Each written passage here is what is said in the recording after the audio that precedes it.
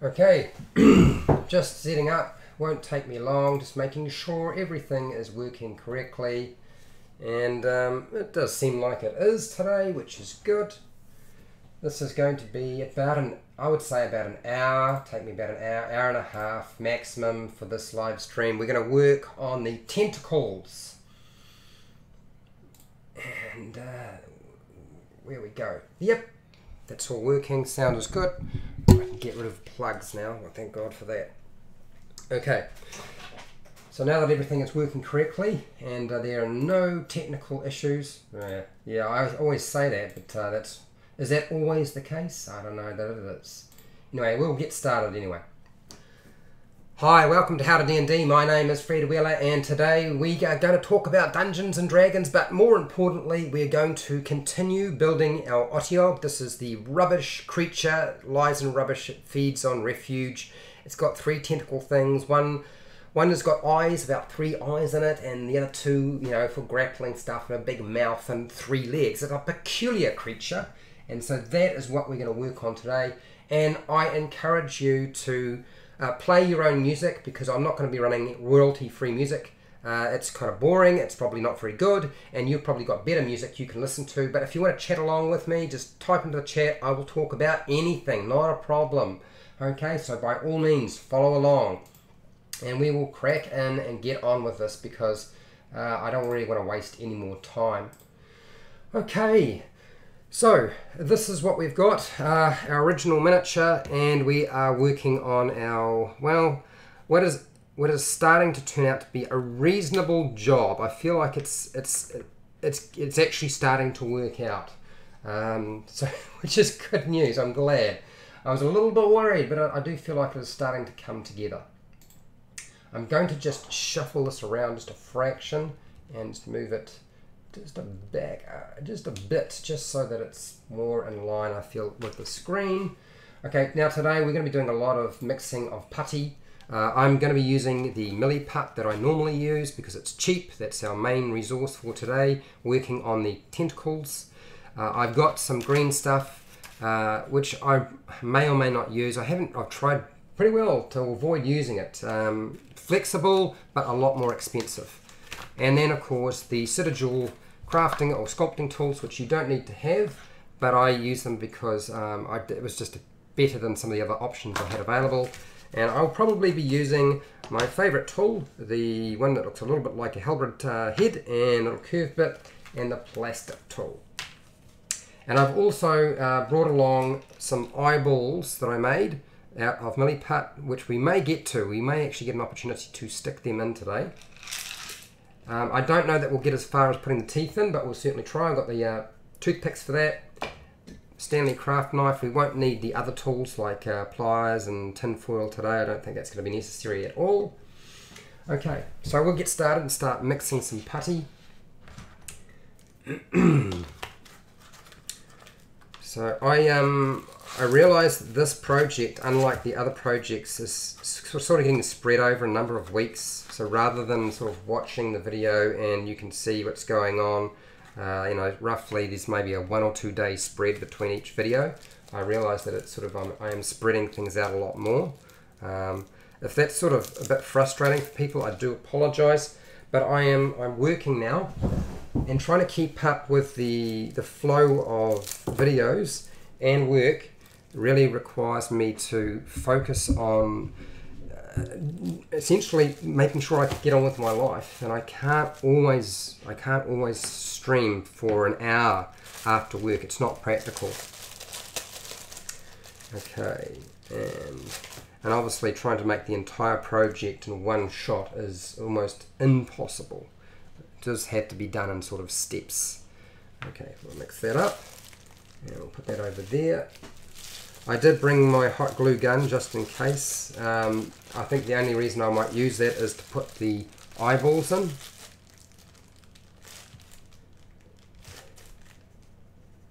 And I've been, well today I've been, while I was preparing for this, I've been working through the Storm Sorcerer. The video on the Storm Sorcerer that myself and John Shackle were working on. Just going through and trying to edit it into a decent version, because we did actually pre-record it. It's not a live stream. And I'm going to try to have that released in the next day or two, provided everything goes right and I don't make any mess ups or I don't get waylaid by something. And I was trying to think of what's the next monster or creature after this.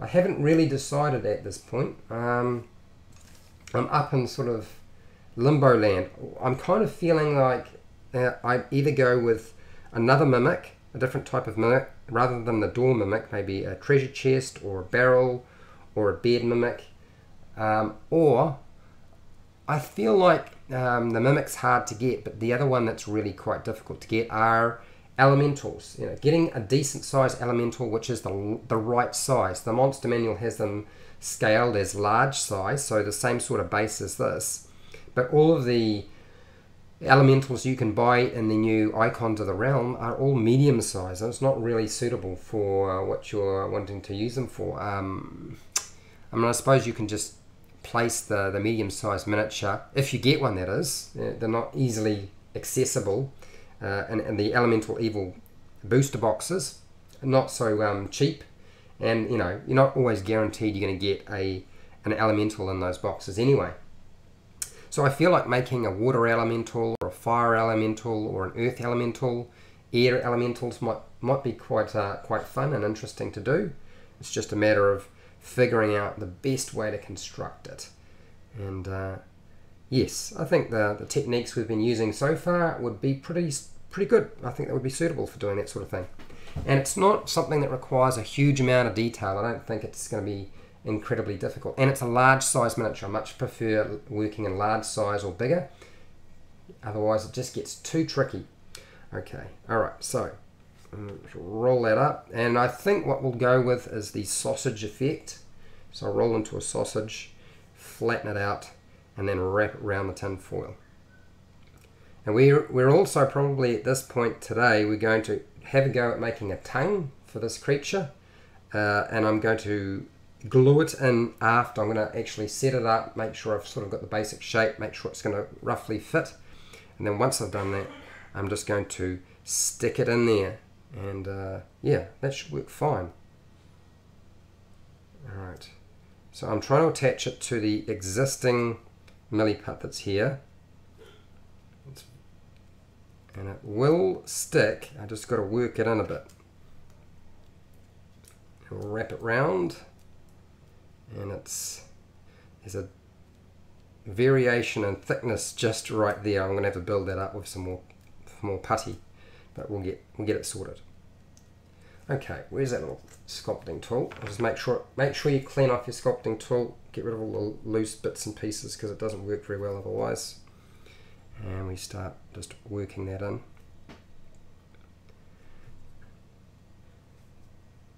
Now I realise that on a Friday is not like necessarily the best day for people to be able, you know, it's Friday for me, it's Thursday for a lot of other people around the world. I know that day is not necessarily best, but that's sort of what I have right now. If I could get a weekend day off like the Sunday or even the Monday off, which I'm still waiting to see, then I know that would coincide with people a lot more.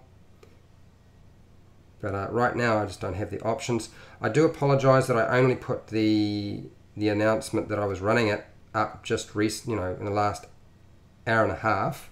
I just didn't have time to do it yesterday, in between trying to get housework done and patch up my fence. It just wasn't possible. And today is usually the day that I spend on the channel doing the majority of the work, prepping for the rest of the week, so that when I get home from work I can just run things real quick. And then off I go, make some dinner, things like that, have a shower, clean myself up, all that sort of stuff that you need to do. It's been interesting. I've been teaching for years and then suddenly I find myself in retail. It's a little bit odd selling hardware and tools and nails and screws. Oh my gosh. So I'm now working at mitre 10. And I don't know for how long, but for now it'll have to do. At least I don't have to drive into the city anymore. I don't like traffic, and the traffic in Auckland keeps getting worse.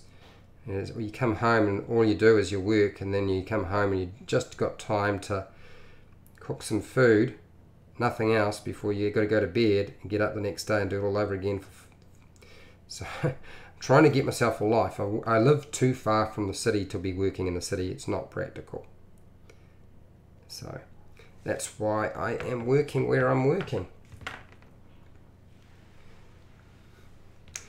So yeah, if there's anybody in the room who's watching who thinks that elementals sound like a good idea for the next project after this one, you let me know. And just build all that up.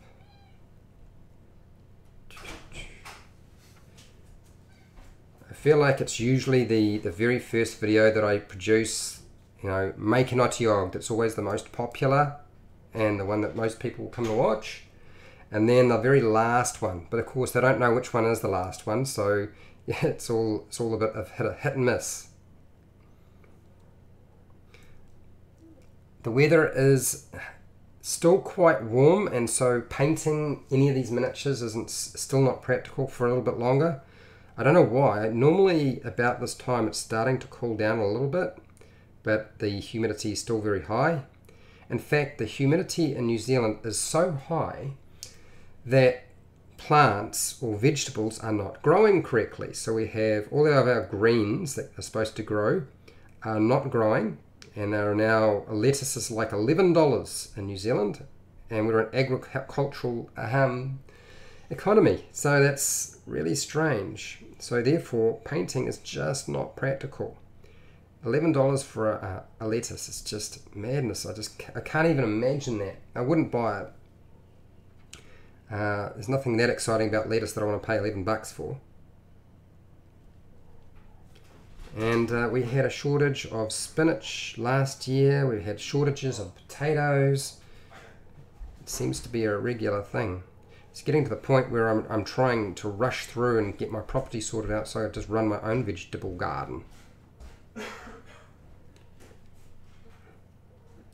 Anyway, here we go. It's a little bit funny in terms of its shape there, but I'm going to sort that out later. I just want to get everything covered so that I can start working on the main structure itself. And roll that up. There we go. Where do I want to put that? I'll put that down there. Follow that round.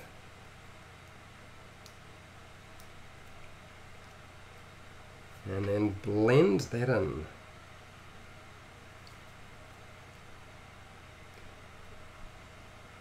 It's amazing how many YouTube channels there are. It's got Dungeons and Dragons is really sort of kicking along, not quite nicely. I see people doing all sorts of things. A lot of channels are upgrading their content, doing more videos, going live, trying different things. So yes, you've got a lot of choice now.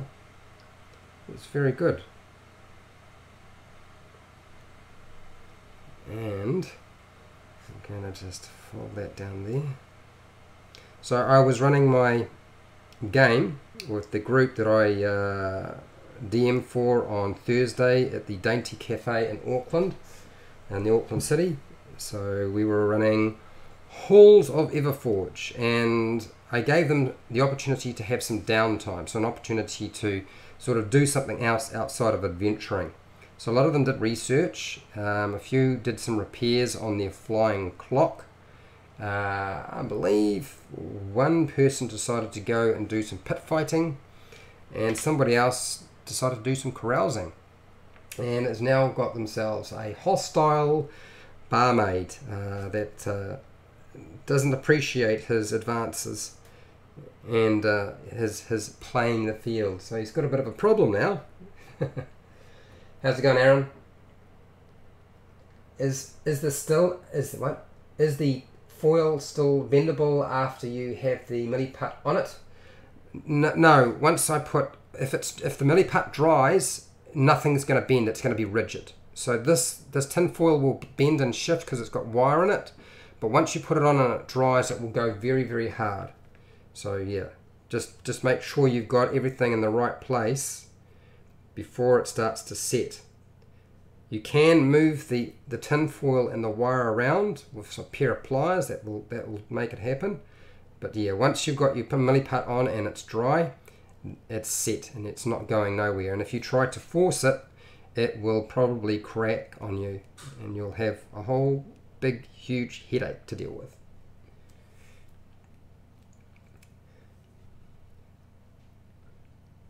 So how's your day going, Aaron?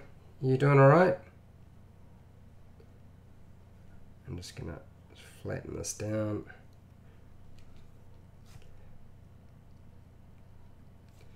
I think we absolutely need to get the eyeballs done today. I feel like that is an absolute must. Because once the putty goes in, I can then insert it. Only after it dries. Once it dries, it will not bend and shift. So yeah, make sure if you need to move it around that you do that before the putty goes on and gets hard. And we keep going.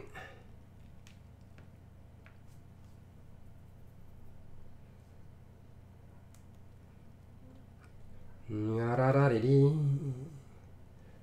doing well, Aaron? Oh, good. My jail D&D. You what? My jail D&D group is going well on episode 3 of Rise of Tiamat. Oh, cool.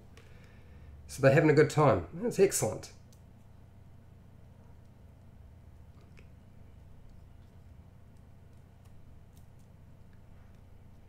I've run the Rise of Tiamat and I've been meaning to do a sort of a DM guide for that. But it's like everything, it's finding time.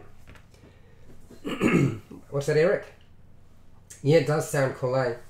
Yeah, absolutely.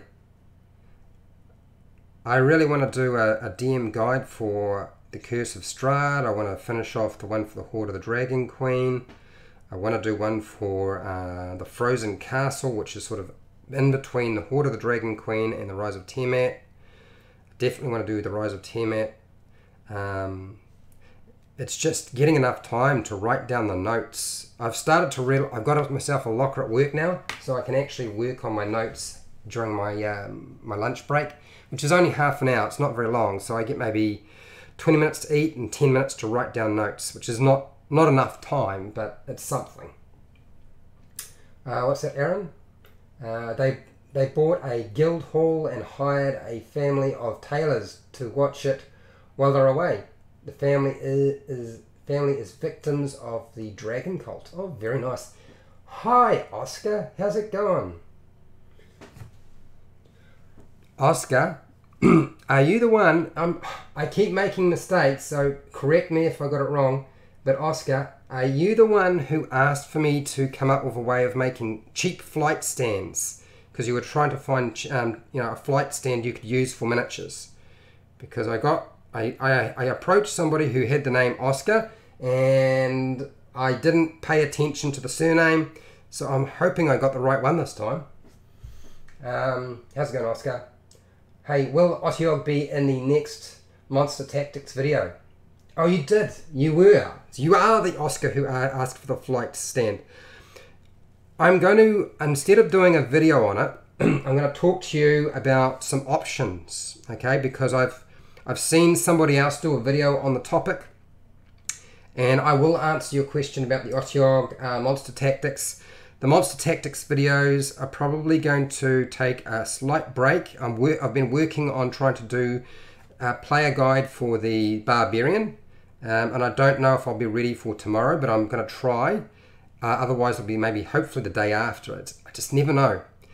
So that's my plan. And then eventually we will come back to Monster Tactics. And I think doing the Otyugh would be awesome. It's going to happen at some point. You know, I'll just keep doing them. They were essentially quite reasonably popular to start off with, but I see the interest is dropping off, so I feel like maybe I need to sort of do a batch, stop with the monster tactics, then come back and do a different batch of something else, just to break things up and make things a bit more variety.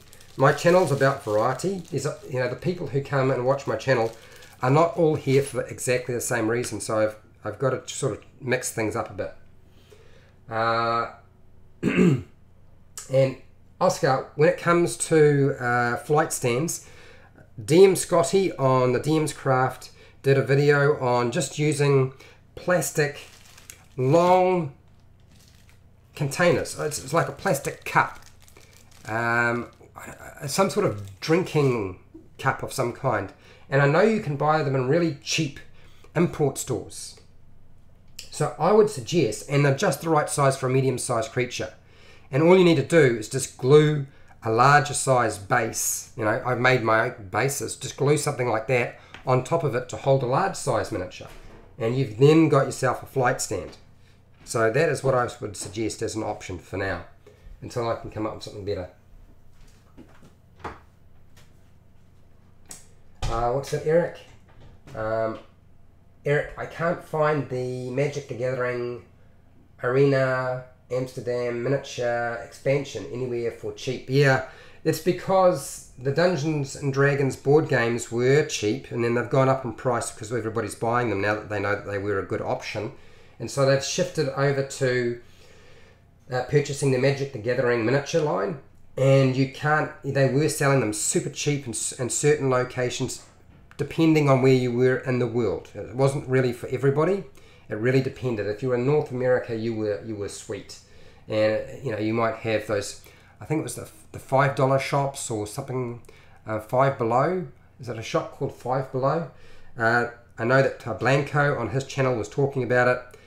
So you could pick them up real cheap. Now they're skyrocketing because the demand has gone up, and if the demand goes up, that means that there's a lot of people who are picking up those miniatures, and so you don't have the options that you did before. And I realize that that's not going to help you, but that's why I do these videos. We do the videos on how to make your own stuff, so you don't have to worry about buying them. And I realize you got to have time. That's always a factor. You've seen some of them. What's that? SF Dangor. SF Dangor might want to check out the book depository. I find that the book depository right now has not been super cheap, and a lot of the miniature lines that they're out of stock. They don't seem to stock quite as much as Amazon. There are a couple of other locations online that you can buy stuff, but they're a bit nefarious. They're not as quite as kosher as Amazon or the book depository, and you just sort of have to shop around a bit. Anyway, if you can't buy them, don't worry too much, because we'll make some stuff. We'll keep making miniatures, and you guys will just pick up the ones that either think you've got time to do, or the ones you really like the most. There we go. Here we go. What was that?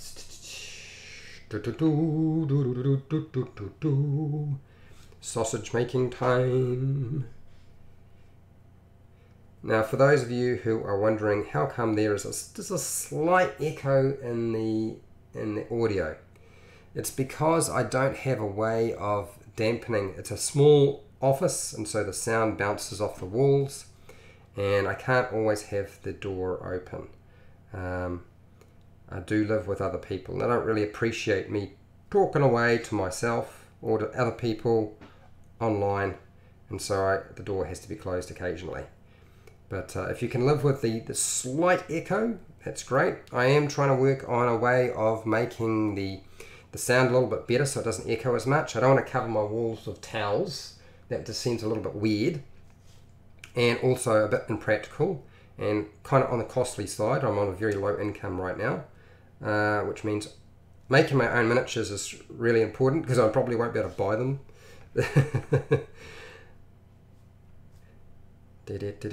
But yeah, I have limited space on the desk, so putting in a sort of sound booth around the mic isn't quite as plausible as I thought it might be. I just realised, you know, in between the tripod and the camera for the webcam and the microphone, there just isn't enough space on the desk itself.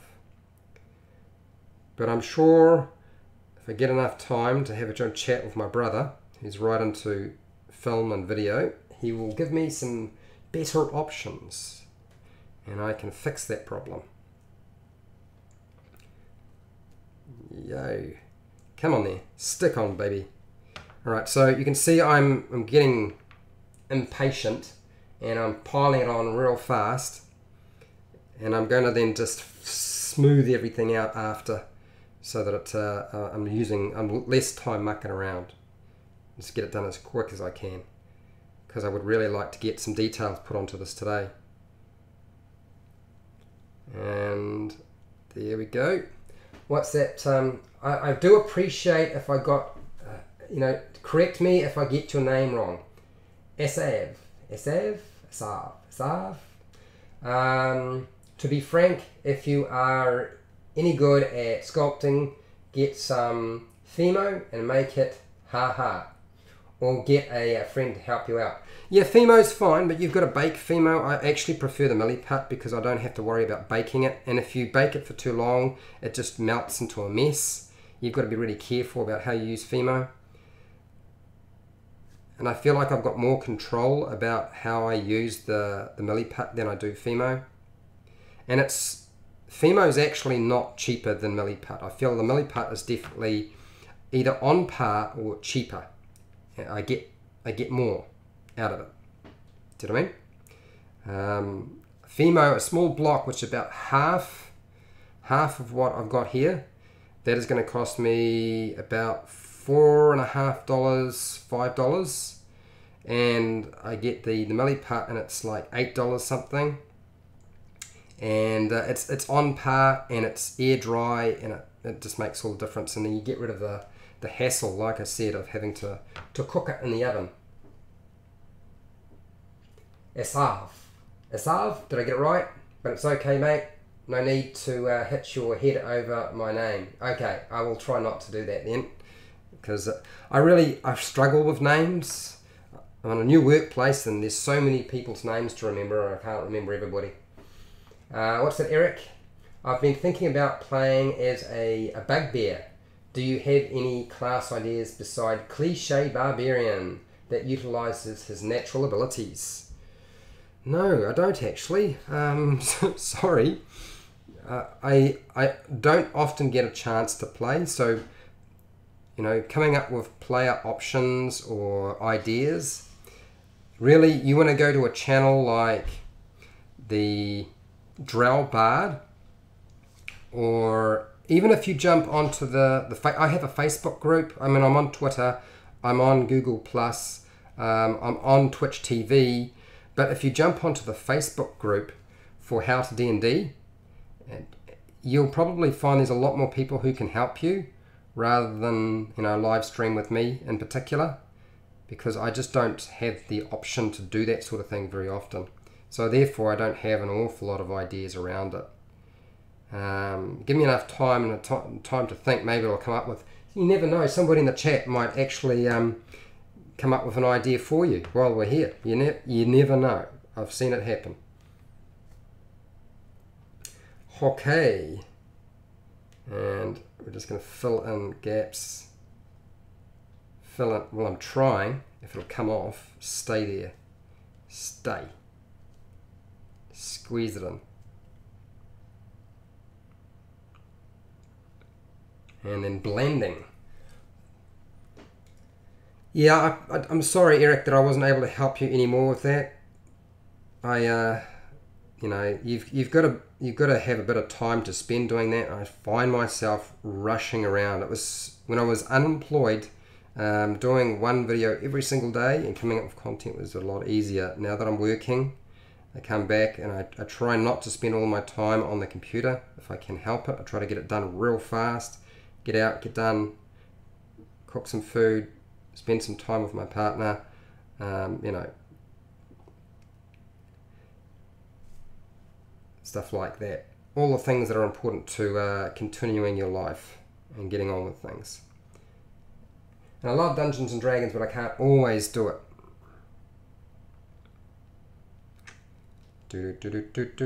Just patting everything down now that it's on. Whew, she's a warm day. I'm going to cook. Very, very hot. Still can't get over the fact that so much stuff is not growing because of humidity. I just can't imagine. How is that possible? Anyway, I think I was talking about Thursday Dungeons and Dragons at the Dainty Cafe, and I gave everybody an opportunity to do some downtime, so they did that, and then they had, unfortunately, were unsuccessful in the mission before that, which was the Rotten King. They had to try and stop a narcotic mushroom from being dropped into the water supply, and unfortunately they just left the barrel of mushrooms where they were and just chucked a bit of sawdust over the top and put it with a whole bunch of barrels of sawdust, thinking that that would stop the problem, and then they just proceeded on. Of course, the villains, when they found out they were in their lair, just dumped them into the water supply, and that was the end of that. So the Rotten King got away. They pretty much demolished everybody else, but they did not stop the water supply getting contaminated, and now they are not welcome in the city of Thorn. But they've started a new mission, which is to find Polar Everforge. Polar Everforge is from an adventure called The Halls of Everforge, and she's a dwarf whose clan was wiped out by Erifits, fire-like creatures or beings, and from the plane of fire, and she has been abducted or gone missing. And they've got to try and find her, so they've gone back to the Everforge halls, and they're currently making their way through those chambers. I filled up the room with a whole bunch of kobolds and bandits, and they had to fight their way through that. I think they were a little bit freaked out by the sheer number, but they did all right. You know, they are level 4 now, so it's not unthinkable to be able to deal with 6 kobolds, 6 bandits, and a bandit captain. And particularly if you've got a space which is, you know, a funnel, where you can't really be targeted by too many all at once. Apart from if you decide to wander into the room.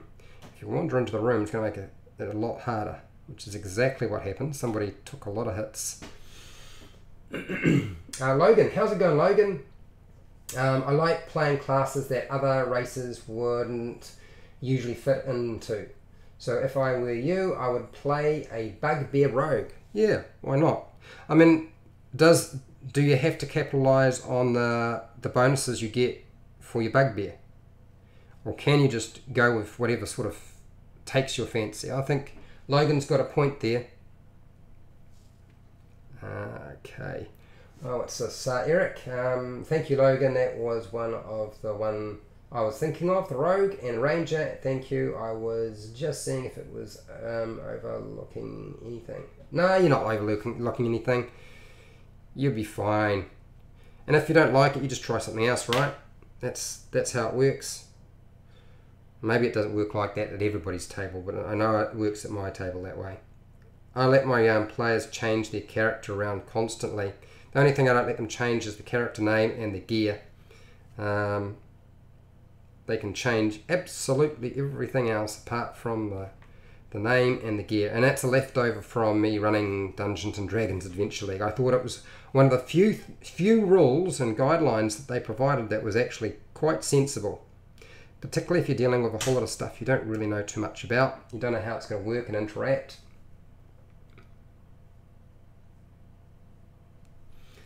There we go. Blending all of this in is just a very time-consuming process. And I still want to get some details into it today if I can help it.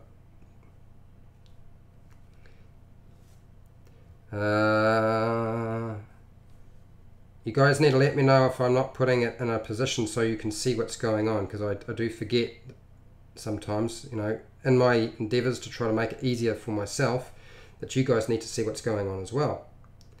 Yeah, it's video, right? It's not just sound. It's not a podcast.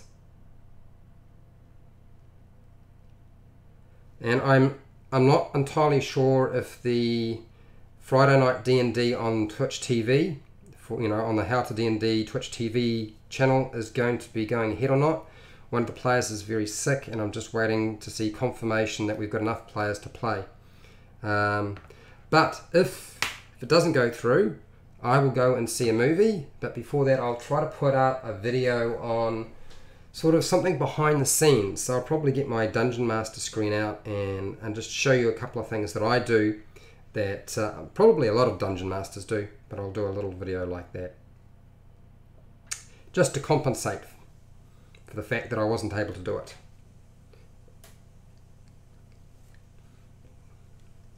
And oh, that sun is beating down.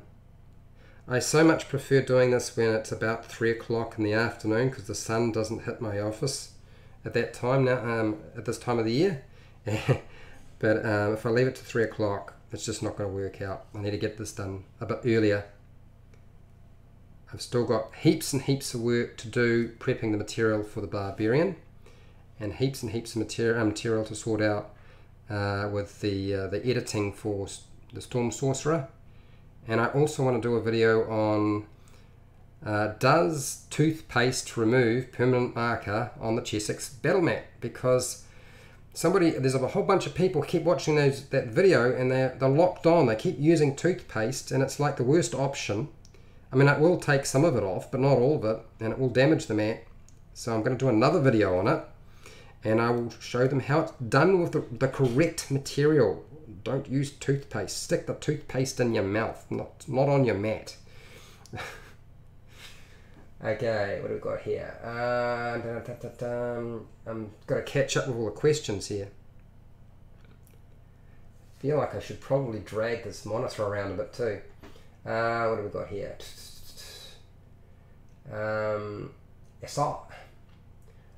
Here's a question. As a DM, how do I maintain balance of the enemies versus the players? Well, look, they keep claiming I am nerfing the enemies, but I always fear that I might overkill them.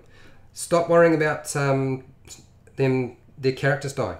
Just don't worry about it anymore, okay? How you manage their character death after is the most important thing. I don't throw encounters at my players that are balanced. They get encounters from me that are really easy, hard, medium, and almost impossible. Things they should run away from. They don't always run away from them, but I've educated my players to realize that there's no way I am going to be completely predictable. I will throw things at them that are totally unfair, okay? Because it's not about being fair. Dungeons and Dragons and adventuring is not about being fair. Sometimes the heroes have to flee. They don't fight the monster. They flee and they run away to live and fight another day. So slow boil. Start off with something that's reasonably simple and easy, that you know is probably not going to give them any trouble, and slowly increase the kind of difficulty. Okay, that is probably the best way. The challenge rating system is absolutely rubbish for Dungeons and Dragons 5e, and any system would be, because there's too many factors involved. If you thought you could be balanced with any system, it is never going to happen because there's too many factors. So just use the slow boil, increase the difficulty. Eventually, as you increase the difficulty, you will start to hit combats that are going to be really hard. And if you keep increasing the difficulty, you'll start getting to combats that are impossible. And it's really going to be down to them deciding whether it's time to bug out or not. If they don't bug out and their character dies, their character dies. And, you know, I don't get caught up and worry about the fact that a character is going to perish in a battle. Because if they want to keep playing that character, I'm not going to stop them just because the character died. I'm just going to give them a complication.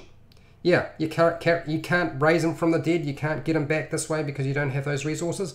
Fine. I'll have a god do that, or I'll bring you back as something else. I've had characters come back as werewolves, as ghosts, all sorts of things.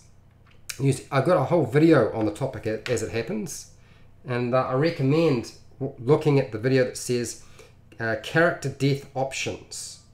It doesn't talk about character death being, you know, how you should do it, that you should, you know, make them have a new character. It talks about how to manage it, what sort of options are available to you, how you can resolve it. And I always let my players sort of pick the thing they want to do. And I know people say, oh, but that sort of, you know, detracts from the... Trust me, during the Curse of Strahd, my players' characters died many, many times, but I had them, at the end of it, they were just utterly sort of... They didn't trust nothing. They didn't know what was going to happen next. So yeah, you can make it quite an interesting experience, particularly if you start throwing in some really strange options. I often would give them, you know, yes, no, you can keep playing the character, but this is what happens. I think one character came back as a giant mud beast or pile.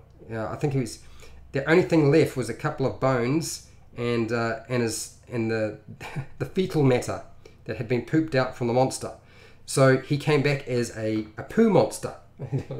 I know that sounds terrible, but it worked, and it was funny, and he still got to play his character. Okay.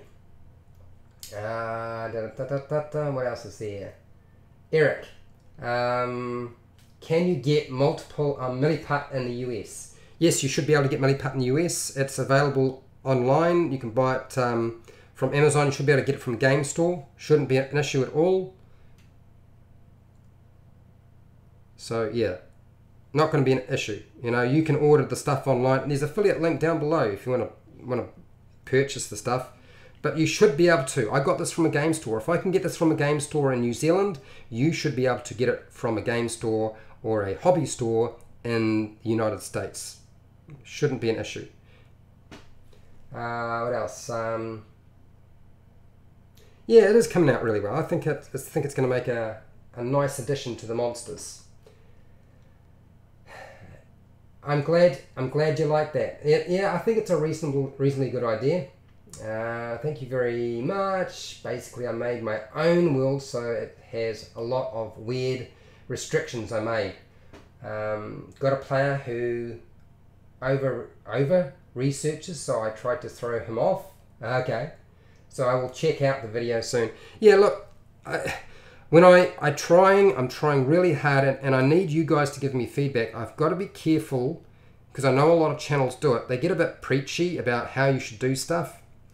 I would much prefer to do videos and try to keep the videos to, here's your problem, here's a few options.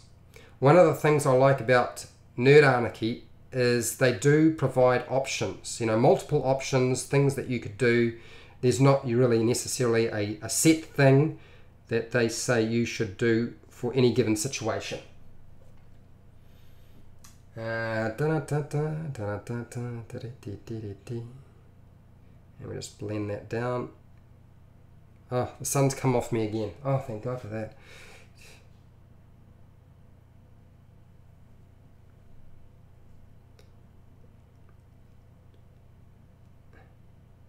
So yeah, for those of you who are unaware, I am dungeon mastering Storm King's Thunder usually on a Friday night, New Zealand Standard Time.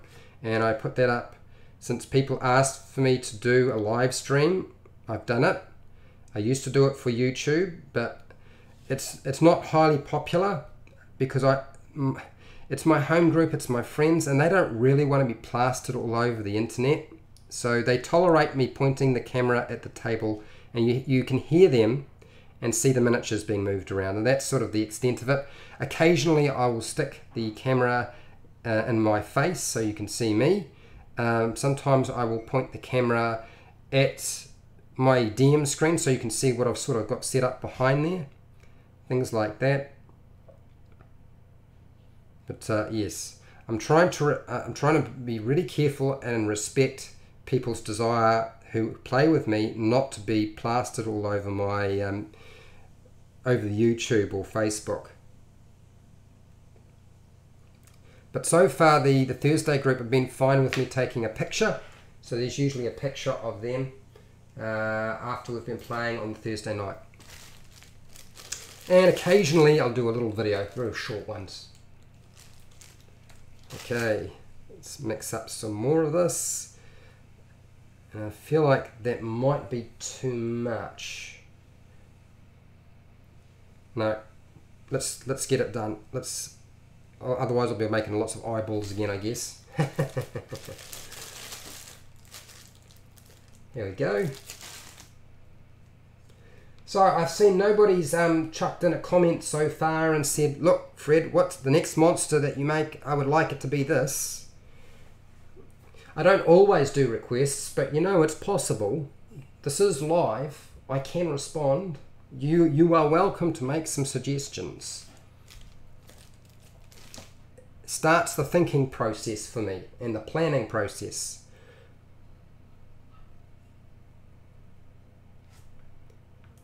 That's part of the problem with these types of videos, is I've got to have a planning process and work out how I'm going to build it in my head.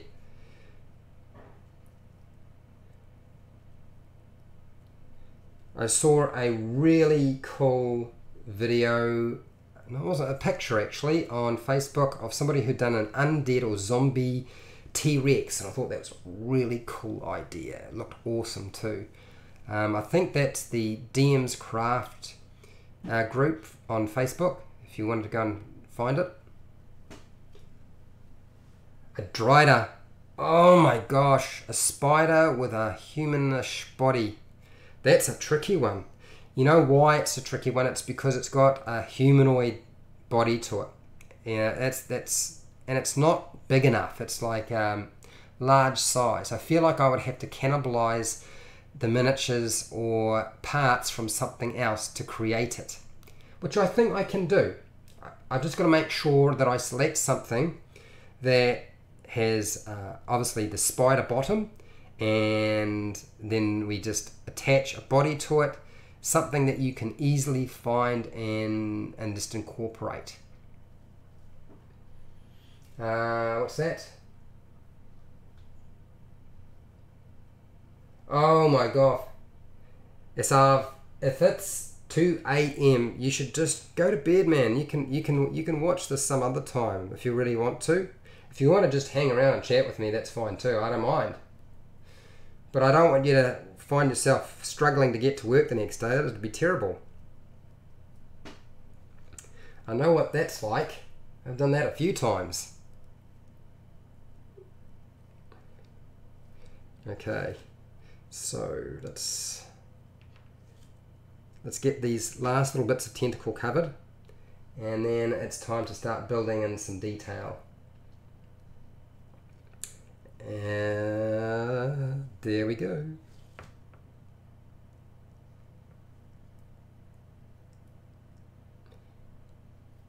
Slap it on, wrap it round, just like so, just like so. All right, do that again.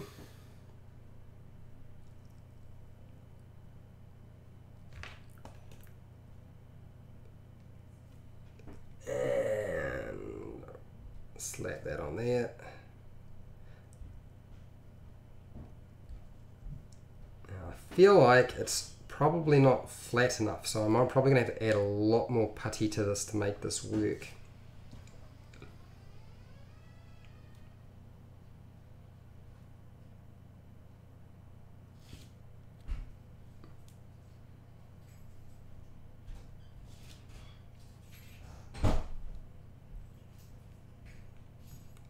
Here we go, and just mix it together, blend it in. Whoops, wrong way, let's go the other way. Not trying to separate the putty, I want it to join.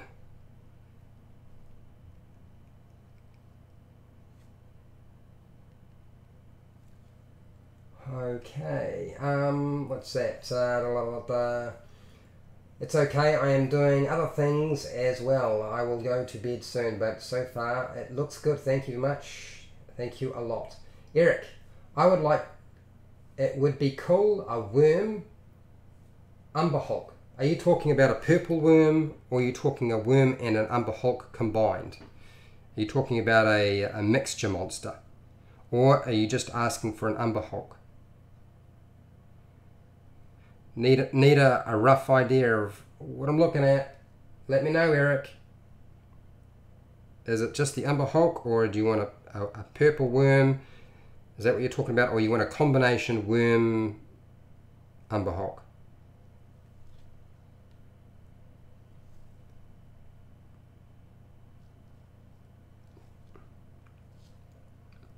I feel like doing a full-blown purple worm is going to be like 10 videos to get through, because it would just be such a long process. It's such a big miniature, and there's so much involved, and there's so much area to cover.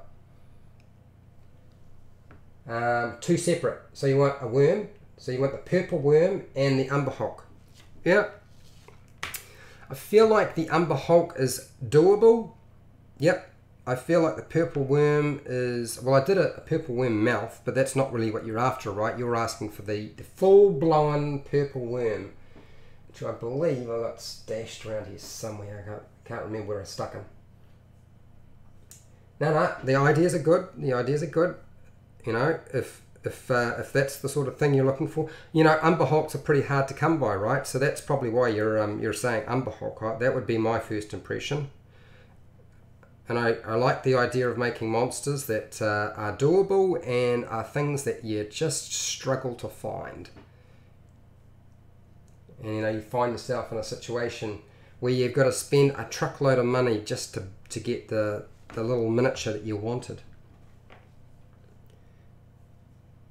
Okay, alright, so I want to fill that there's a little gap just down in here. This is going to be just super fiddly between the tentacles, but press it in and see if it works.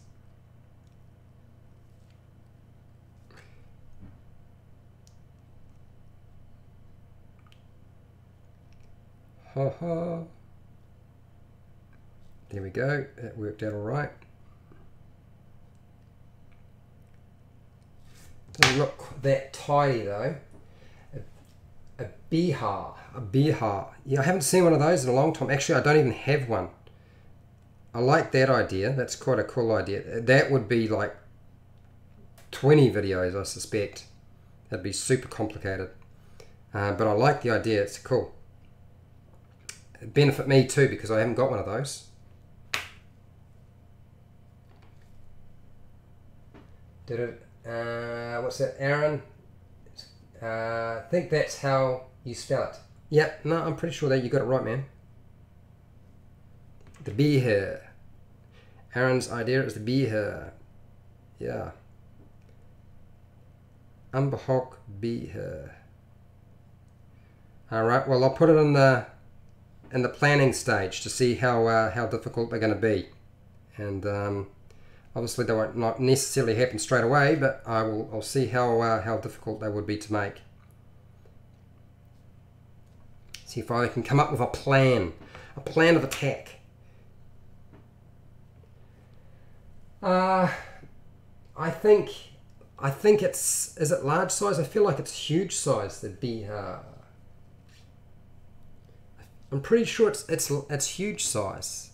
Maybe I'm wrong. I just don't think you could put it onto a little base like that. I think I'd need to have a huge size base. If somebody thinks that I'm wrong, you let me know, because I'm pretty sure that thing is monstrous.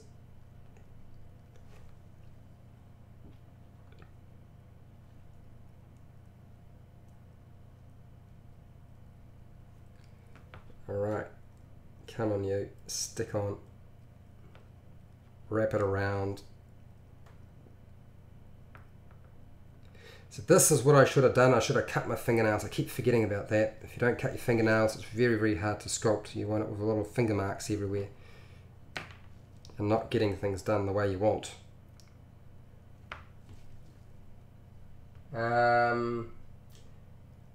Aaron's talking about Cabal Fight Club. Now, Aaron's talking about Cabal Fight Club because that has an encounter building tool, which is supposed to be reasonably accurate, but look, it's based off the same mechanics that are in the Dungeon Master's Guide. So it'll be fine for characters between about level 1 to 4, but after you get to level 5, you'll find that the maths just breaks down, and even if you use Cabal Fight Club, it's not going to be very useful to you. But it is a way of at least checking the maths.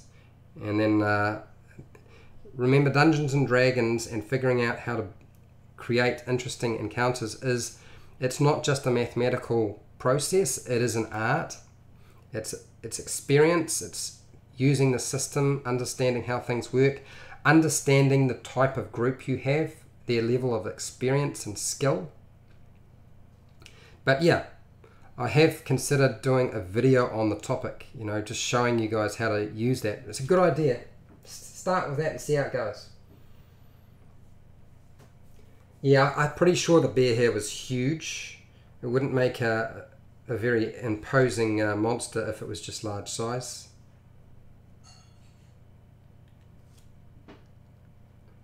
Alright, gonna get this done. Yo-ho, yeah, there we go, cool. And we'll just blend that in, and that'll be the coating. All of the tin foil will be covered, and it's just about building in some basic details, because right now there's not an awful lot of detail, if any.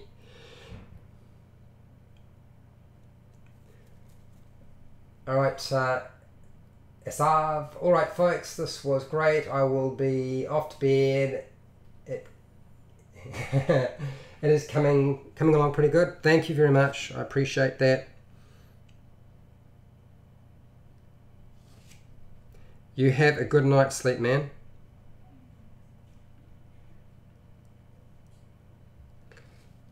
Alright. Oh, it's really tacky. Don't tell me now I'm going to have issues with my putty as well.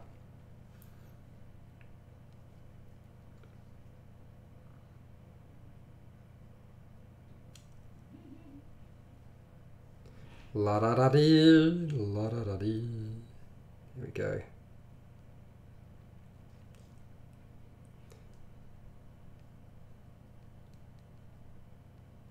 La da da. Well, there we go. Come on, pat it down. I do apologise for the shade starting to set in. I can't really do very much about that. I'm just trying to throw as much light on the space as I can by putting this whole work area. When I set up my workspace, I tried to make sure that I had a window right next to the work area and the videoing area on my desk, because I knew I was going to do a lot of demonstration videos with miniatures, a lot of crafting, a lot of painting, and I needed you to have the best view, and I figured natural light is great. It means I don't have to deal with a whole lot of hot lights pointing in my direction. Not that I would use hot bulbs anyway. I would tend to try to pick the ones that generate light but that don't give off a lot of heat. A bit more expensive but worth it.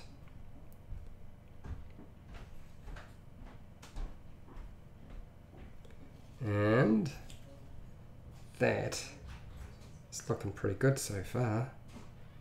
I'm just going to just lay that down and just try and tidy up in here.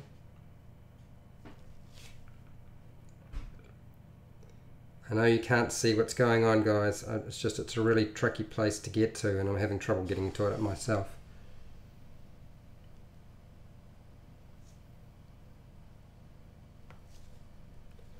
Okay, all right. So that's that. What I'm going to do is I'm going to deal with the central tentacle, because I want to imbue the eyeballs now.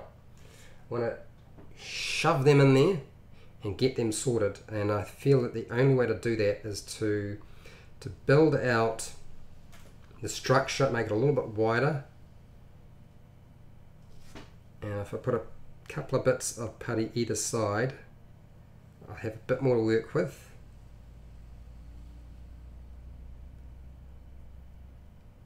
And hopefully I can put the eyeballs in. Well, that is the hope anyway. Okay, what do we got here? Eric. Thumbs up, everyone. Thank you, Eric. I appreciate it. Aaron, what's that? I like the earlier stream time. You like this? Yeah, I can do this on my days off. This time I can do a stream at this time. The reason that the most of them are at 7:30 p.m. New Zealand Standard Time is because I get back from work about 7 o'clock, and I can't do it in the morning. It's just too impractical. So that's why I do the later streams. And on, what was it, yesterday I did a stream and it was about 3 o'clock. Now the reason I did it at 3 o'clock is I kind of feel like that works quite a lot too. A lot of people find that reasonably useful. It gets most people on both sides of the world sort of an option to get in there. Not always though, not always. But yeah, it's a limit so I can actually place on that. You know, I can only work with what I've got, unfortunately. Aaron, most of the other streams were occurring during my jail D&D group sessions. Oh, okay.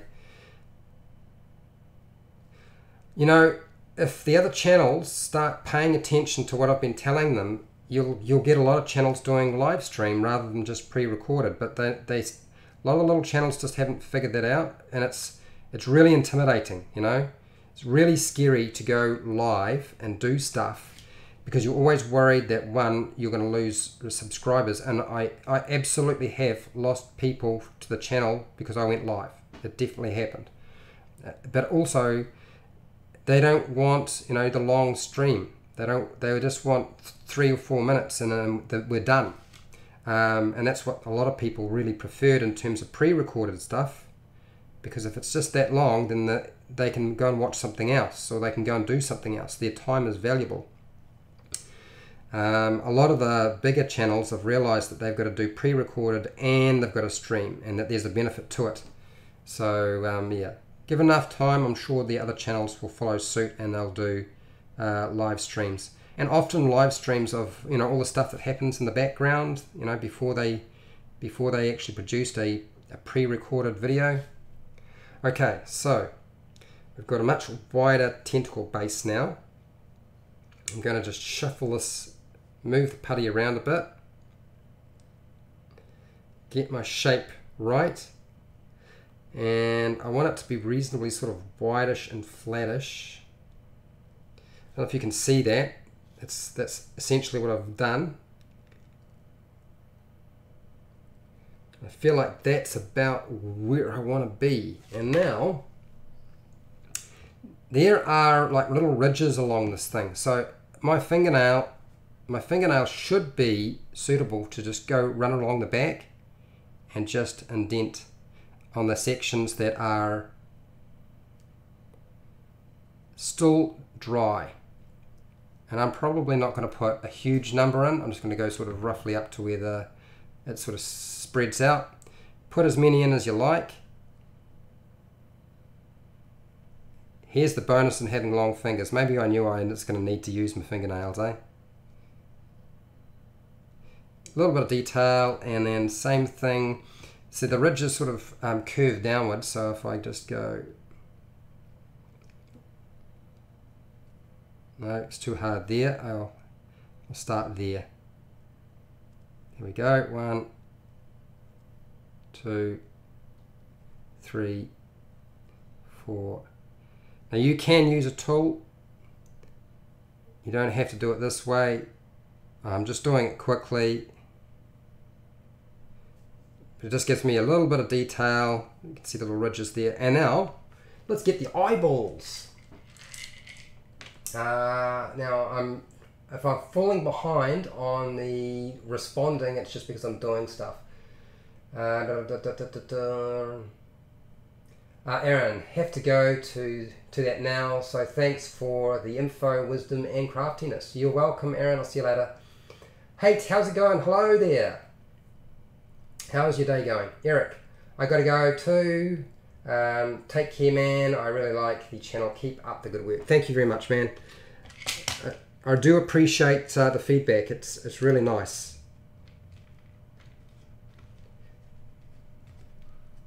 And I've got my eyeballs. I feel like they're about as small as I'm going to get. I'll see if I can just squidge them in. I need to try and get 3 in. That's going to be the hard part.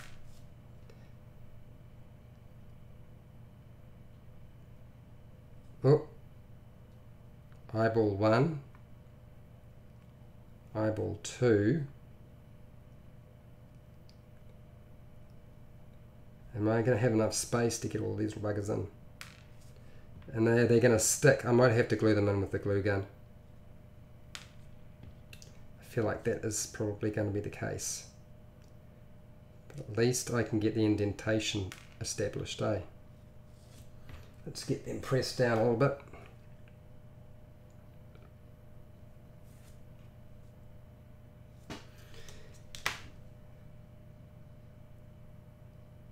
Yep. Okay, alright. So I've got my indentations there. I think what I'll do is I'll just stick with the indentation and then I'll come back and I'll glue them in later on.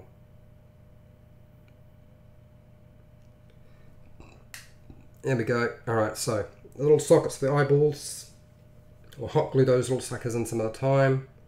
And now, these tentacles, I feel like the basic shape needs to be slightly wider. So what I'm going to do is grab this.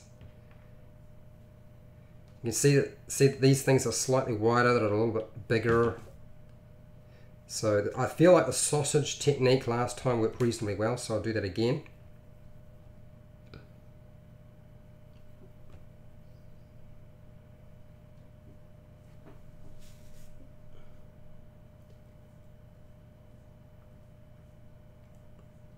Yeah, work is work, isn't it? You got to do it.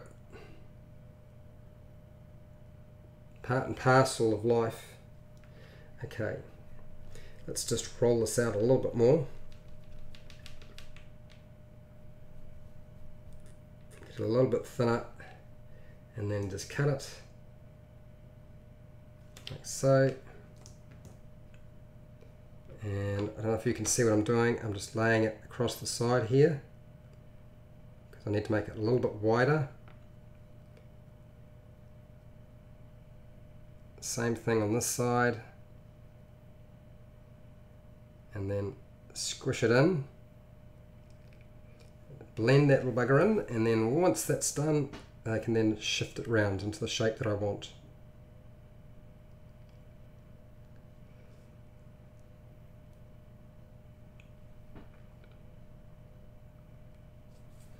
I think while I'm doing that, I'm just going to put the little ridges into here. Oh, I can't, there's the hard bit, there it is. We'll start there.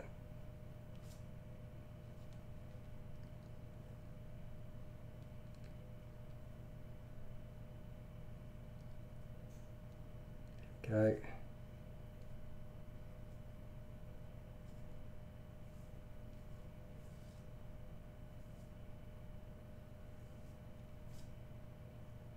And doesn't have to be too far up. Do the same thing on the back area.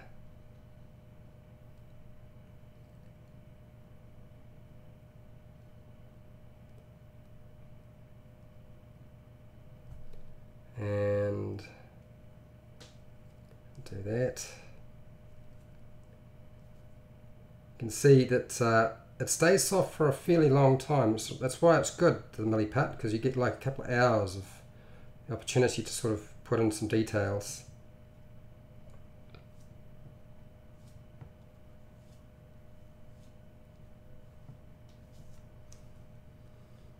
It's just little lines that I'm using my fingernail to put in.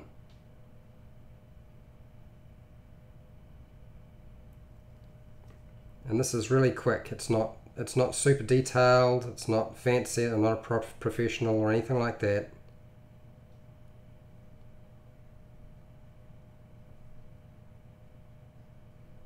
Never made an Otyugh before, first time round.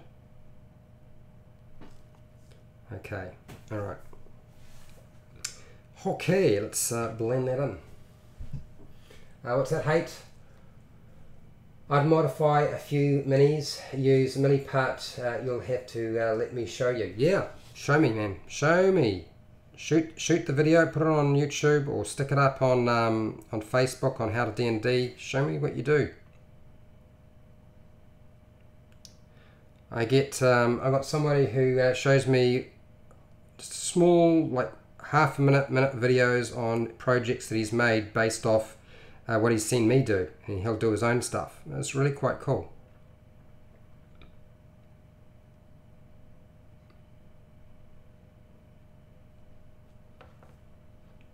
It's nice to have people who are, you know, copying and improving or changing what I've done. Means that the videos aren't totally useless. They're not just sitting there for the sake of the fact that, oh, let's, you know, you want to look up a video and see how to make something, but it's actually been used, which is great.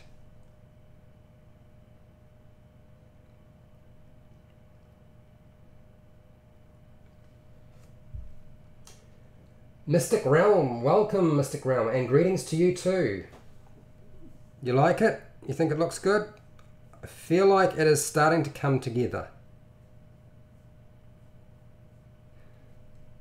I realise that it still seems a little bit like a sort of almost a shapeless beast, but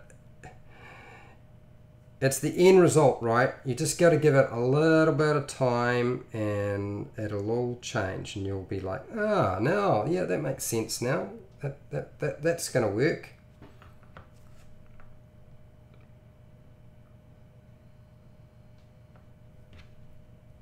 Just checking my putty to make sure it's not going hard on me.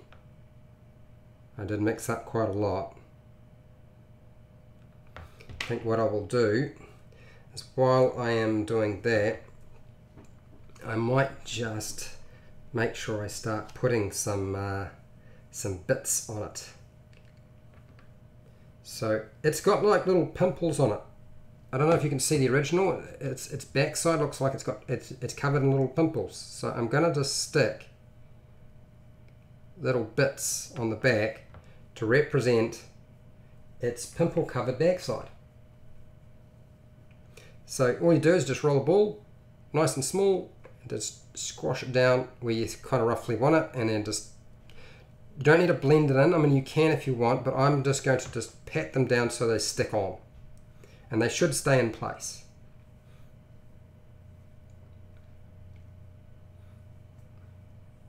Chomp, chomp, chomp, chomp. And you can do that because anywhere on the body, anywhere where you want there to be a little bit of a pimple or some definition, changing the surface of your creature.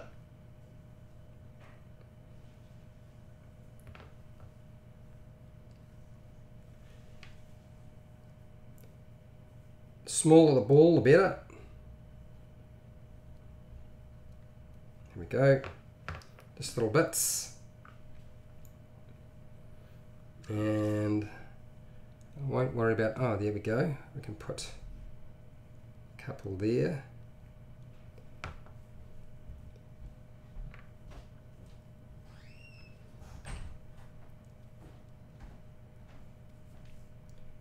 Squish that in. So you can see the little pimples that are sort of sitting on there and on the front of it, around by the mouth. That's all I'm doing. Really, really simple.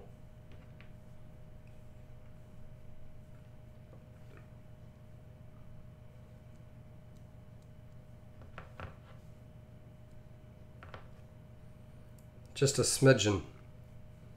And then just plonk it on.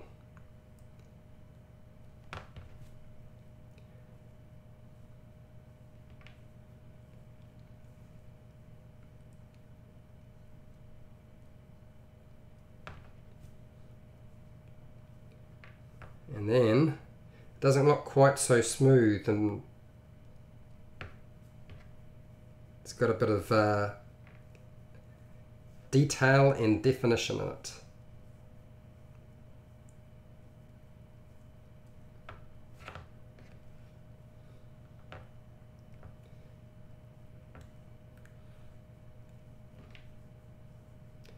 Okay, there we go.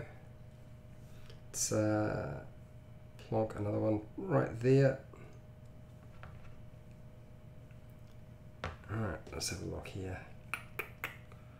I think we'll do a couple on the tentacles themselves.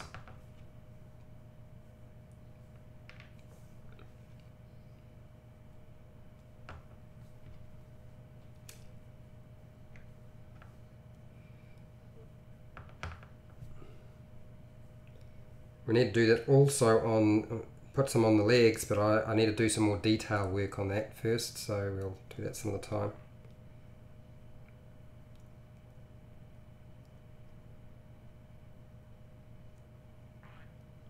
There we go.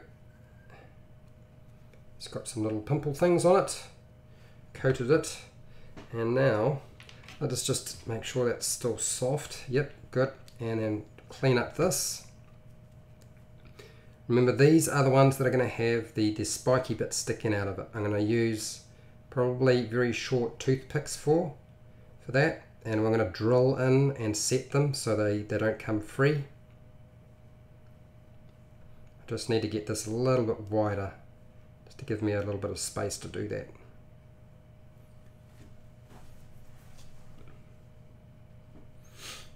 Okay, how are we doing for time? Alright, so we're going to finish off this last little bit, and that'll be us for today. And we'll come back, and I believe that next time, that's what I want to do. See inside there, this is what this was for. I'm saving it for the tongue. So we need to make a nice big tongue, or at least a tongue that'll fit in there. I'm going to make it a little bit pointy, and then squeeze it like so, because I want it to fit in there like that. So we'll flatten it down a bit more, keep the front a bit more pointy, and check it.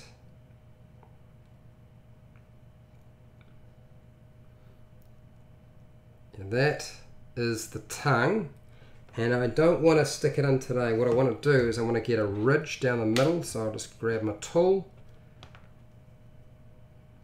and we're just going to, so you can see, I'm just going to put a line down it, just a very simple line, just like that. And that is the tongue. Slightly wider at the front, but narrow, okay, or slightly thicker, should I say. Thicker at the front, but narrow, wider at the back, but thinner. And that is essentially what it's going to look like. And that is what I'm going to glue in there on another day. So I'll put that over here. That is the Otyugh tongue. Let's get back to the tentacle.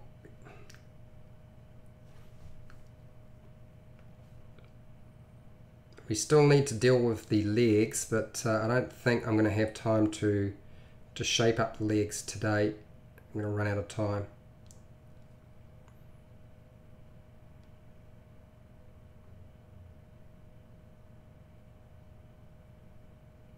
Instead, we'll have to come back and do them another day.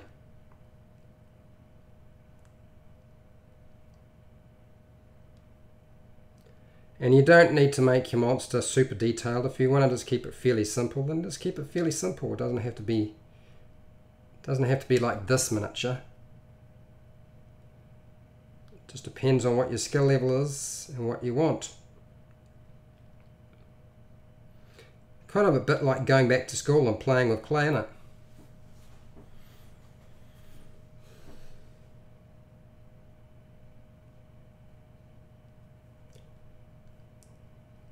Okay.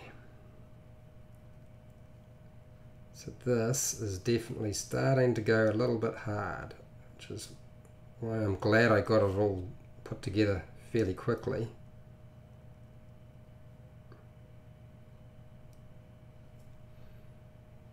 All right.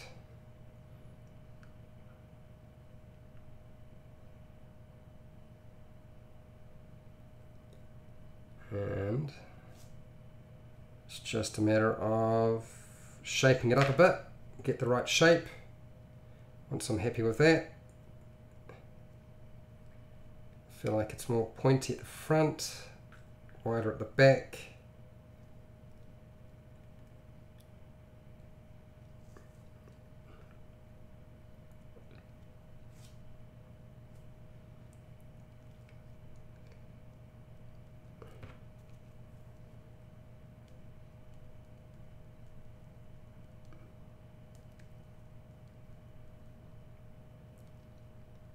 There we go.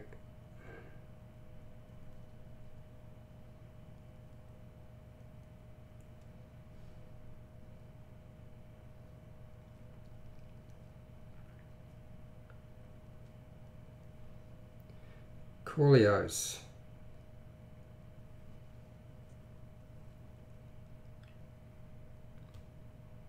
Huh. Okay. Just a bit of fiddly work. As the putty gets harder and harder, it moves around a lot less, so you've got to press a lot harder. Okay. I feel like that is sufficient to be able to put in my spiky bits. I've done the centerpiece, I've put some little pimples on it, and the tongue is created, and really all I need to do is just let it dry and come back to it another day. So look, we're going to probably finish up here. So this is the progress we've got so far. We've done a little bit of very quick detail along the tentacles. We're going to drill into it next time when it's dry, so we can put our little spiky bits on it. I've got eyeballs. I've created the recesses so that they can be glued in place. Yeah, it should be next time we'll be doing the legs. That's about a week from now, when it's my weekend off. When I've got a weekend, we'll do the legs. We'll get some shape into them so they don't look quite so sort of boring. We'll glue the tongue into place, we'll glue the eyes in place. We may get to putting the teeth in, but I feel like the teeth and the spiky bits need to be done last, because they are probably going to wind up jabbing me quite a lot if they get in the way while I'm working. So, look, if you found this video helpful or informative, great.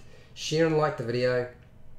Look, if you haven't already subscribed and you like this sort of thing, you like this sort of content, I do more of this. You know, it's going to happen again in a week's time. We'll continue the Otyugh creation as we try to duplicate to as much as possible this particular miniature. So subscribe to the channel. If you want to get notified when I go live or publish a new video, then hit the bell button beside the subscribe button or underneath the subscribe button if you're watching the video right now. If you want to support my channel, then hey, watching my videos is the best way to do that, because I get a bit of AdSense revenue. I also have no intentions of doing Patreon, but down in the description there are affiliate links. You know about those silly things, right? You buy stuff online, it supports me, I get a small commission, you pay exactly the same price, and you don't even have to buy the thing that it's linked to, which is always nice. If you have any support, anything you want to talk about, all right, hey, yep, got it. Yep, you can join me on Facebook. You can join me on Twitter. I check the YouTube channel and the Facebook channel far more than anything else.